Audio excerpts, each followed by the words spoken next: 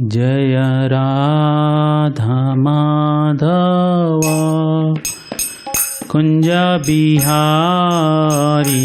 जय माधव कुंज बिहारी जय राधा माधव कुंज बिहारी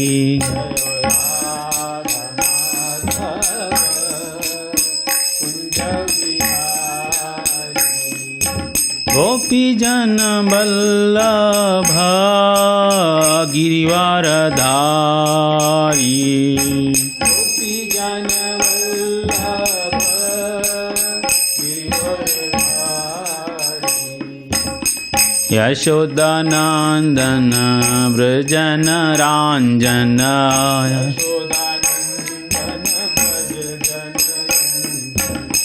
यशोदानंदन व्रजन रांजन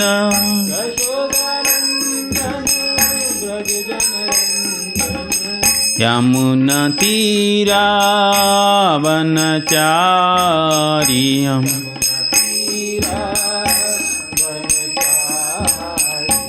जय राधा माधव कुंज बिहारी जय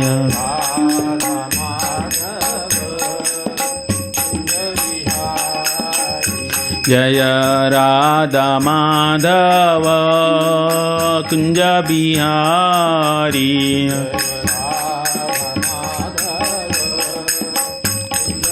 हरि जय गोपी जन वल्लभ गिरिवारधारी जय गोपी जन वल्लभ यशोदानंदन व्रज जन रांजन यमुना तीरा वनचारी यमुना तीरा वनचारी जय राधा माधव कुंज बिहारी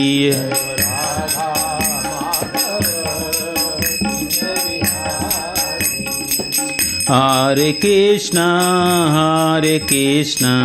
कृष्ण कृष्ण हरे हरे हरे राम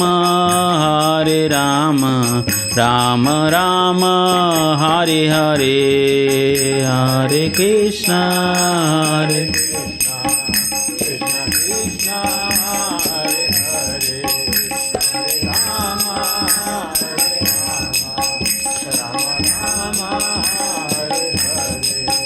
हरे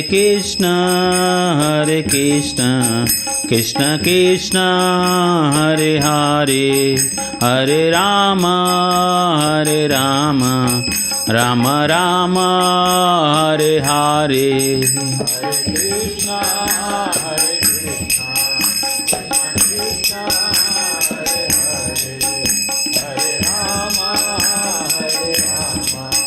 राम राम हरे हरे जय राधा माधव कुंज बिहारी हरि जय ओम विष्णुपाद परमहंस परिव्राजकाचार्य अष्टसोत श्री भक्ति वेदांत स्वामी श्रील प्रभुपाद की जय। नामाचार्य श्रीलदास ठाकुर की जय। प्रेम से कहो श्री कृष्ण चैतन्य प्रभु नित्यानंद श्री अद्वैत गदाधर श्रीवासादि गौरभक्त श्री श्री राधा कृष्ण गोप गोपीनाथ श्याम कुंड राधा कुंड गिरि गोवर्धन की जय। श्री नवदीप मायापुर धाम की जय। मथुरा वृंदावन धाम की जय। जगन्नाथ क्षेत्रपुरी क्षेत्र धाम की जय। जगन्नाथ स्वामी की जय।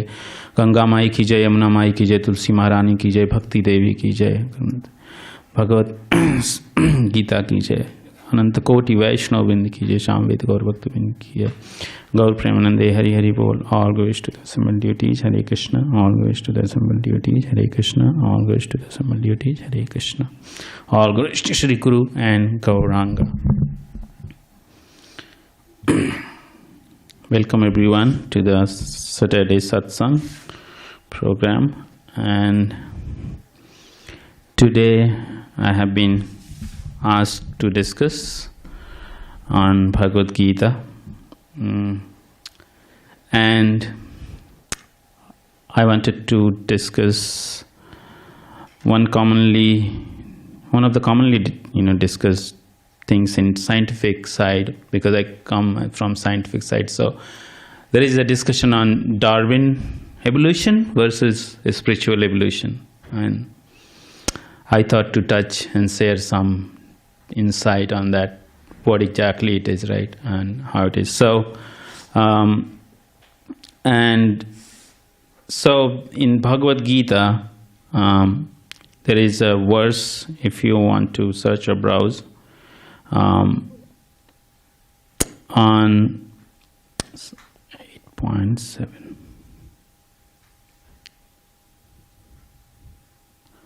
So before I go to, I think, Bhagavad Gita, we can discuss about, so the topic for discussion today is two things. One is scientific Darwin theory versus what is evolution in. So as we have been taught, and before I go to discuss, let's recite and invoke auspiciousness. Om Namo Bhagavate Vasudevaya. Om Namo Bhagavate Vasudevaya.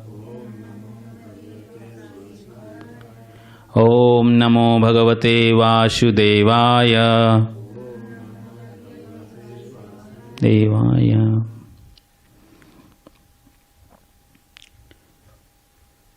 So the topic starts that in literature, in Vedic literature, it is known that we have description about 8,004,000 species of life, and which includes animals, which is around 900,000, and you have then gross herbs around 2 million, and then you have reptile 1.1 million, and birds 1 million, and four-legged animal 3 million. Total is, and then 400,000 type of humans. But we have been taught that there is only Homo sapiens, which is like known species, and there are Neanderthal and so many other varieties of humans, but Vedas tell us 400,000 species of life. So if we look at let's analyze the Darwin's theory, which we have been taught, and then now, so Darwin theory is basically says that we come from monkeys, and as monkeys evolved through natural selection, they become human, right? But at least in modern history, we have not seen any monkey becoming human. At least in my experience, I have not seen or read somewhere like a monkey became human in whatever modern histories talk about. So maybe 5,000, at least 2,000 years, 4,000 years. So, and the interesting thing is that, and I've been thinking about why people believe Darwin theory, right? There should be, everybody cannot be fooled, right? There would be something underlying basic thought about Darwin theory, and that's why big intellectual philosophers, scientists believe in it, right? So if you analyze, what does it say? That a human being or animal, right? Any living entity, any species reproduces new organism, right? Like via process of reproduction, and they pass their genetic material to the next generation. So if somebody is not able to reproduce, the life is failure, because then you did not pass your genetic material to next generation, which means you failed the natural selection, and which means then you did not contribute anything, right? And that's why the whole modern enterprise, as Prabhupada talks about, that is based on sex life, reproduction. You produce new, the whole system is circulating around this, right? So if this is the mentality, then naturally people will start thinking. And then they talk about if genetic material changes, certain changes happen, certain genetic drift or changes happen. A monkey's genome or genetic material can become human genetic material, and based on genetic changes, everybody behaves. This is a basic foundation for whole Darwin modern scientific theory, whatever evolution they talk about, right? And the reason is that they don't believe that in any body, whether it's plant, animal, human, there is soul. There is no concept of soul. Once someone is dead, that's the end of it. And if you could produce new children, that's your legacy, you left it. That's the only thing. There is no concept of life after death. That's the end of it, right? And this is the basic reason most of people feel comfortable. The reason they feel comfortable, because if you know that this is the end of it, you are not responsible for what you do in life, because then you don't have any big responsibility, and you're not responsible for future much, right? Which is what going on in a lot of new trends coming in society or in culture about single life, and you can do whatever you want, and you finish your life, and then you're done. You enjoy this life. This is one-time ticket, and you just live with it, right? Which makes sense to believe. If I'm thinking like that, then I should believe in Darwin theory, because maybe over millions of years changes happen, and there are some little evidences they saw within same species, like they can create a giant bull from a small bull based on certain changes. They can create big bananas from small bananas to make some changes, and that's how they saw that a monkey can become human, right? And some point, who knows when, we may never see it, but we just believe based on faith, like whatever people are saying is true. But if we turn to Bhagavad Gita, and what does this talk about evolution, right? So if we, and before we go into it, let's understand what, it is known in modern science, also in Vedic knowledge, that how does a baby gets created, right? How does the whole life cycle for a human, because we can think about, animals cannot think about that. So Prabhupada explains that first day when the father mother meet, there is a secretion mixed together, emulsified, and if living entity is allowed to enter into that like pea-like embryo, then it grows. Otherwise, if living entity is not allowed, living entity means here the concept of soul, because spiritual science believe there is a soul in every being, whether it's plant, animal, anything which is there, right? So and we know that not every time the sperm and ova meets, it becomes children. Otherwise, everyone will produce thousands of children in their life. Who knows? So it is by chance, right? It's by chance. And what is that chance, right? Nobody can explain it. Even modern science doesn't. We don't know 1% that how the child develops. We go to doctor and ask them, what will happen in next month for that baby growing, and they don't know. They just monitor by X-ray, saying looks moving. That's okay. We don't know anything else beyond that. You ask them what child is thinking, how it's growing, no idea, right? So and then that small seed grows in 7 months in a big child, which can have legs, heads, and everything, right? And then 9-10 months, the whole functional body is grown up, and they comes out. So this is a kind of a first process in time which we see, where the transmigration of soul happens, right? Where you literally see that it comes into being and it grows, right? But the question is, people often question this, that it is chemical phenomena, right? When somebody the question is where the soul comes from, right? What is that small entity spark which is like acting and creating a big, child? And that's where the concept of soul comes. But then question, how can you believe this, that there is a soul? Like, can you show me the soul? And why we cannot see the soul? So again, the Shastras explain us that the size of soul is atomic, right? It is explained in Chaitanya Charitamrita that if you want to see the measurement of soul, it is you take your tip of the hair, cut into 100 parts, and then again cut into 100 parts. So 100, take that small part and cut into again 100, which is like 10,000 times smaller. So it's atomic. So we cannot see it.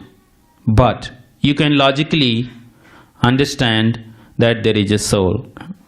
But the question is how.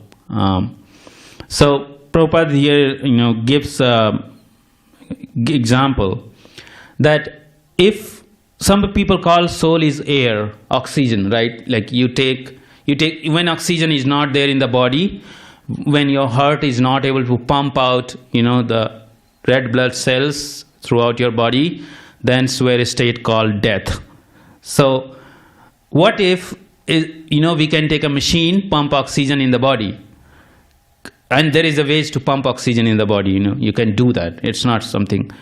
Does it gonna make person alive anytime, anywhere? Did it ever made it, right? We know that it does not, right? Like pumping oxygen in the body cannot make one's alive. So the question is, what is that small thing? So when you ask the scientist about this question, then why can't you, you take oxygen and pump into body and make it, and they say it will happen sometime in future. We are working on it. It's work in progress, right? And it will remain work in progress. The reason is that if we don't understand something, how can we research about it?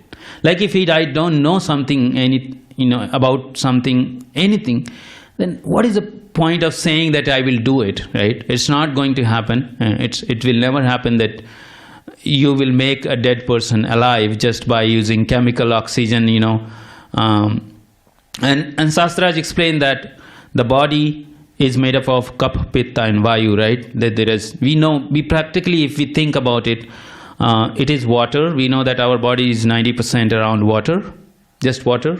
If we don't take water for 5 days, our weight loss will be at least 20-30%. And then you have bones, which is like again calcium. There are artificial bones people can make, so which means it's a matter, right?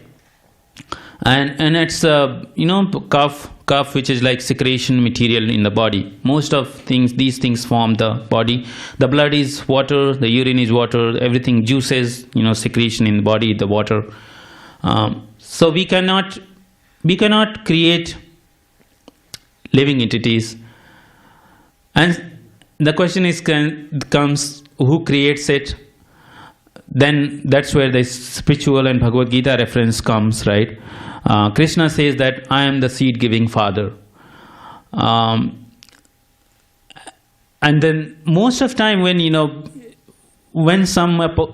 people who treat Krishna as a person, they question that how can we trust what Krishna say, right? We have not.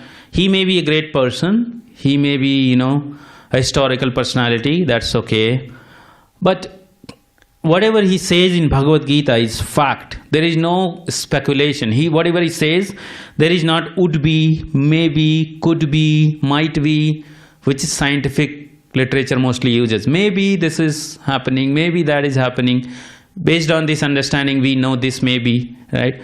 But whatever Krishna says in Bhagavad Gita, it is very factual. So that's one thing you can think of, that even if you don't believe if Krishna is a person, you believe as a historical, God, but if you believe him as a historical personality, you can still think that the person, whatever he said, is a fact, and you can still experience it, you can logically understand it, right? And then the question here again, the Prabhupada gives an example about if you want to know who is your father, you ask your mother, which is the simplest way of knowing that who is my father.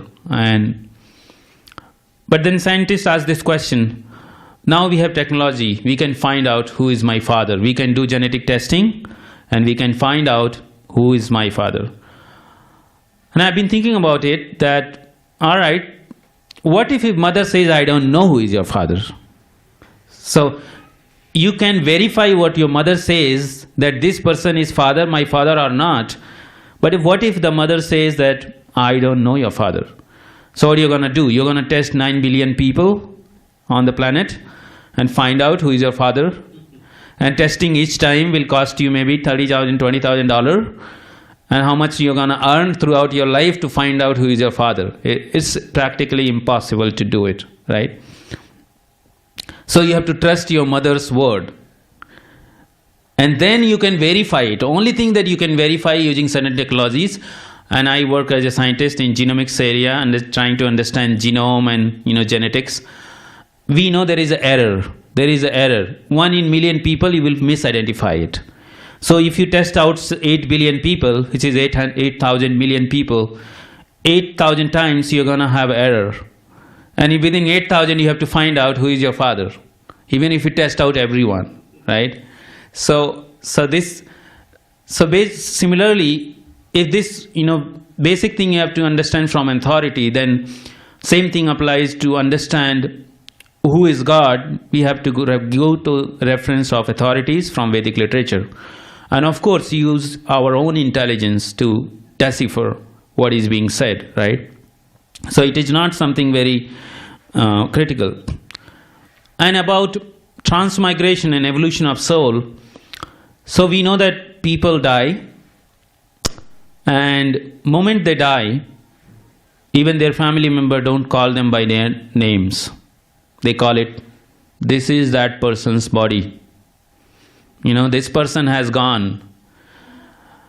And if you ask them who has gone, okay, that person has gone, right? Like, where is that person who, it was there and is now not there. So, and including scientists, they die, they are not immortal. And then they just don't have any answer. Where is, big people, president, big scientists. They have everything, money and everything, but they know that even the best medical facility cannot buy or get your life back. What about getting life back? It cannot solve basic problems in life, which is disease, right? Aging. No, it's all cosmetic remedies. The most of treatment in healthcare or health sciences is to manage, not to cure. It is management. And even if you can cure certain disease, what about old age? The body naturally aging every second, every fraction of second, right? So aging cannot be stopped, right? Everybody who is born has to give up the body. But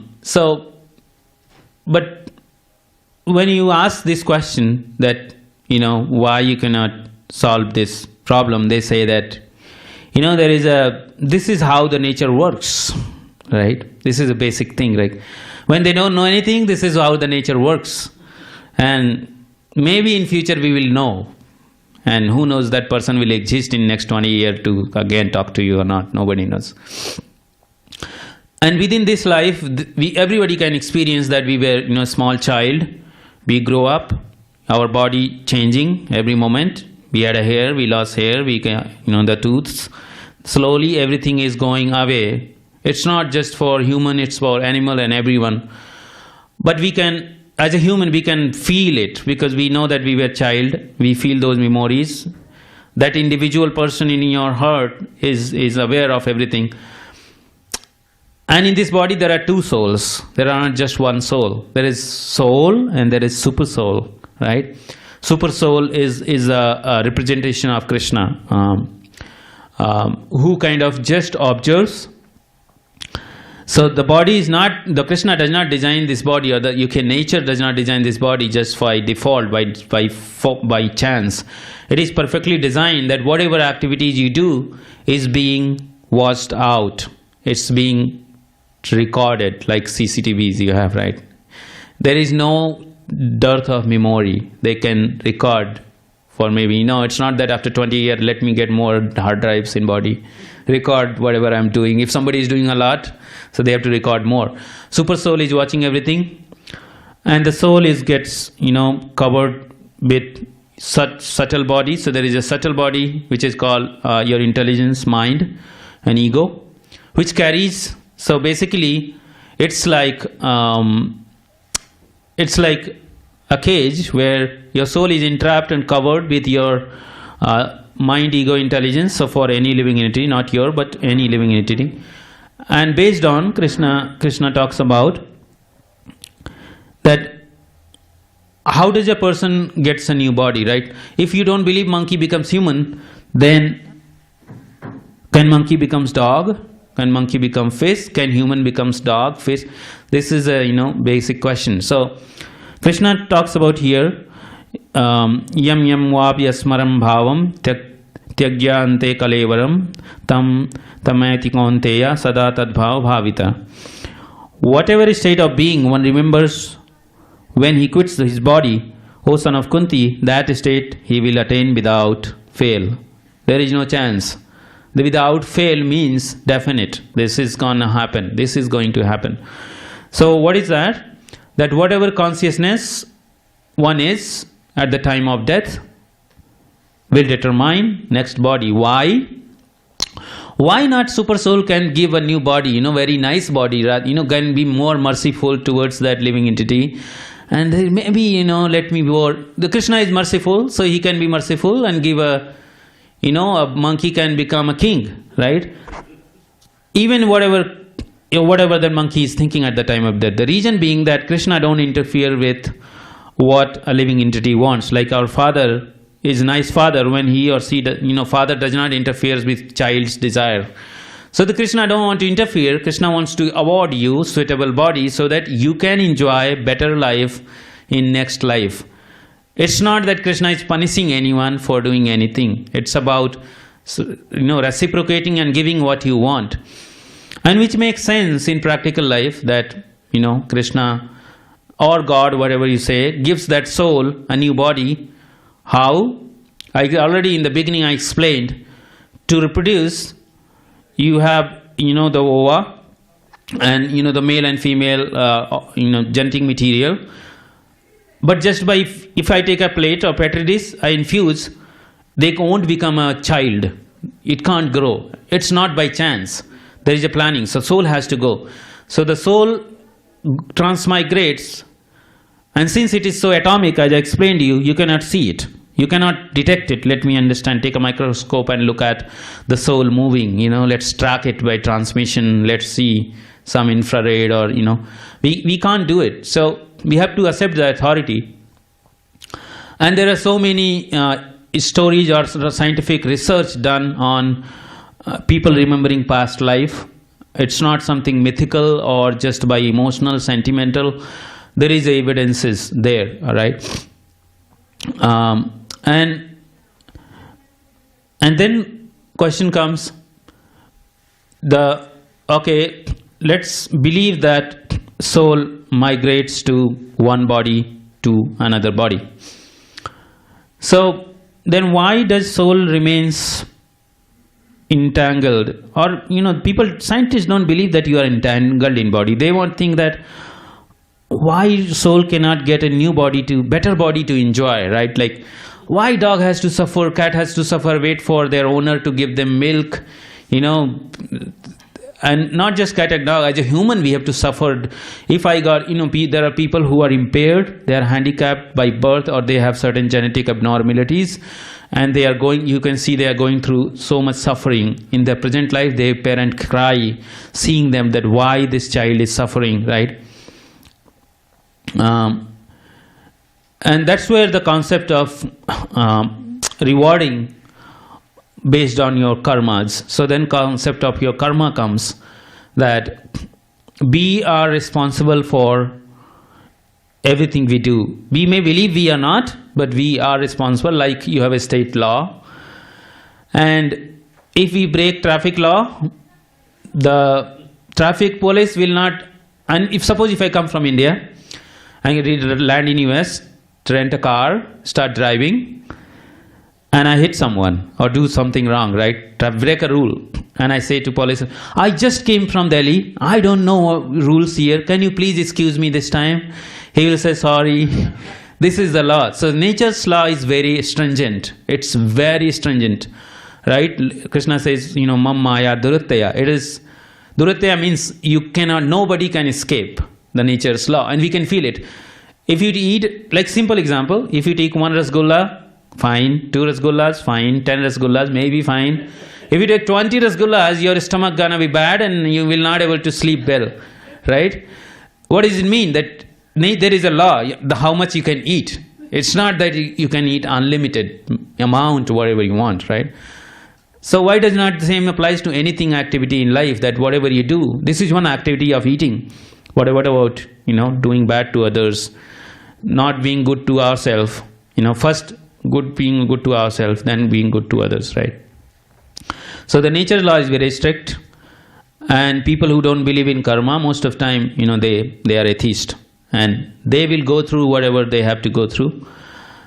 And the funny part is, the funny most contradictory part is that in this world, we feel happiness even in pain, right? We know that we are going through pain, but there is a hope of happiness, and we get that happiness for a moment. And for that momentary happiness, we struggle throughout whole time, right? In everyday life, we can feel that how much we are struggling. So, to get rid of all this, the Vedic literatures, our acharyas, they inform us that there is a way out, right? There is a way out. You can get better body. You can get into heavenly planets. What about changing body on this planet? You can go to moon, sun, enjoy. But the scientists don't believe that there could be body beyond this body, right? They don't believe there could be a fiery body. They cannot believe that people are there on sun planet. They feel there is a hydrogen fission happening, and that's creating all the sunlight. But Krishna explains here that there is on sun planet, there is a,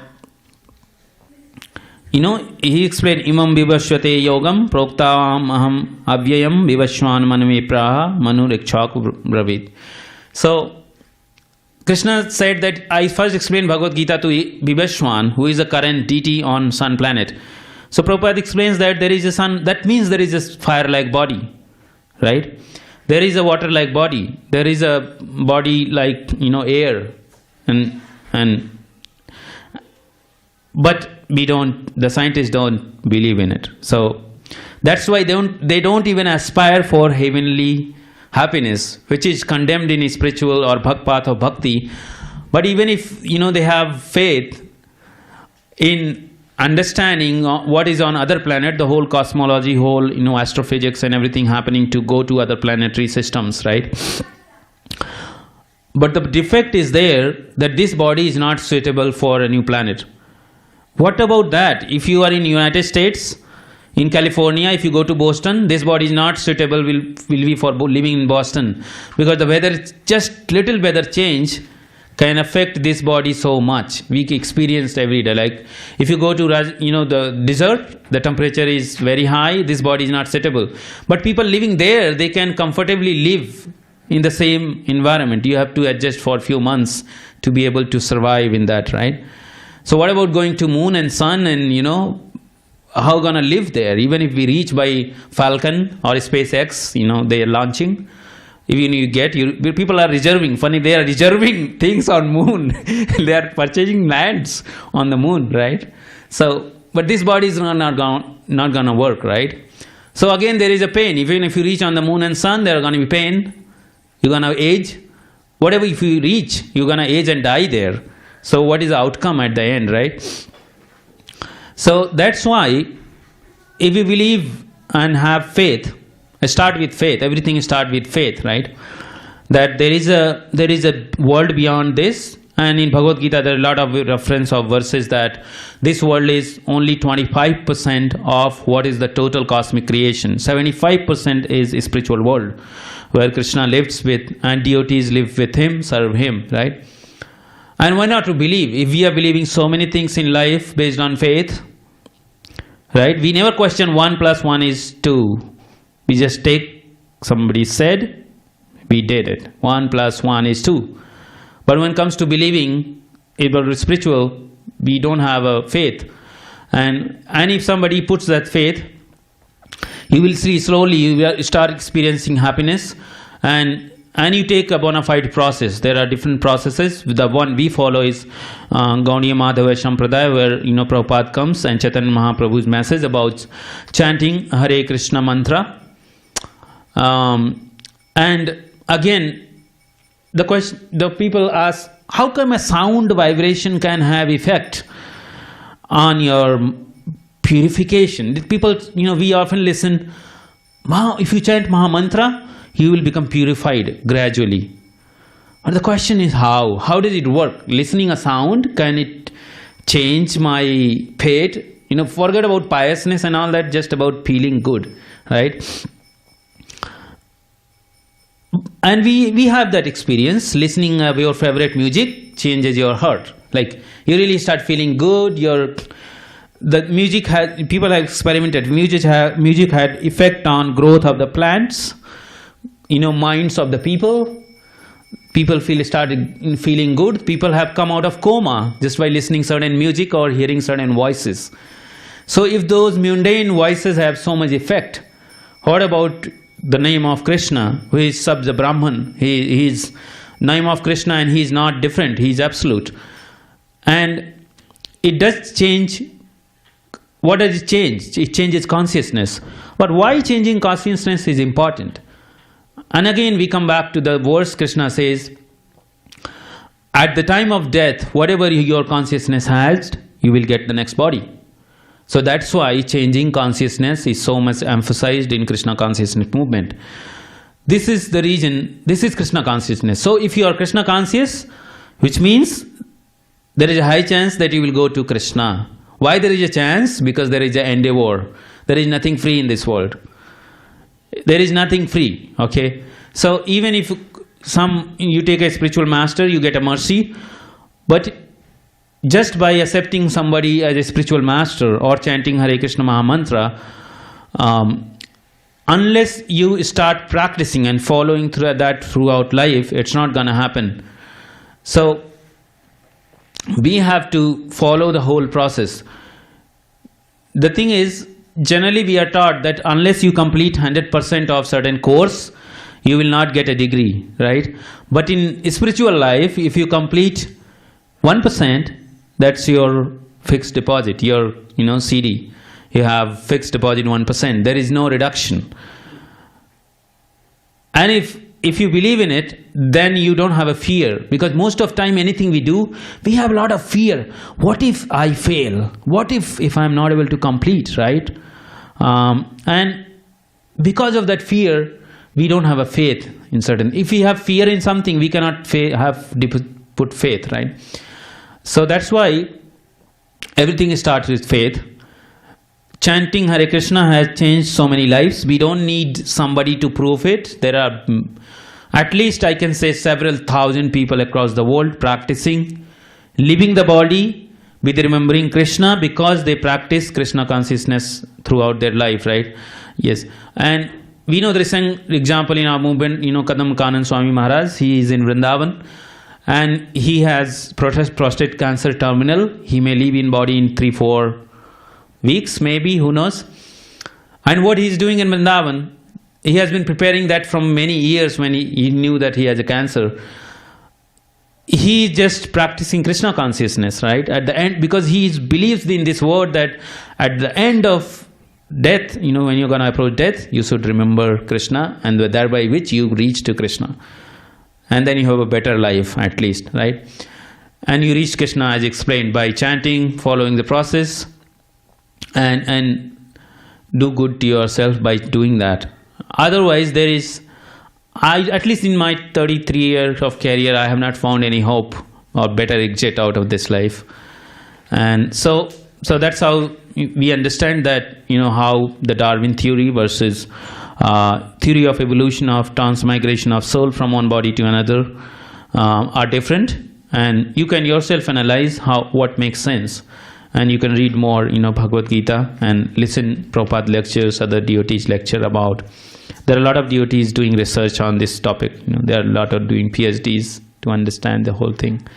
So I'll end here. I think I'm near to time we had allotted. Thank you so much for your patient listening. I'll happy to discuss anything. Hare Krishna. Thank you very much, Prabhupada. Anything? We have time, yeah. Last question. Yeah. 8:50 to 8:50. Yeah. Thank you. Yeah.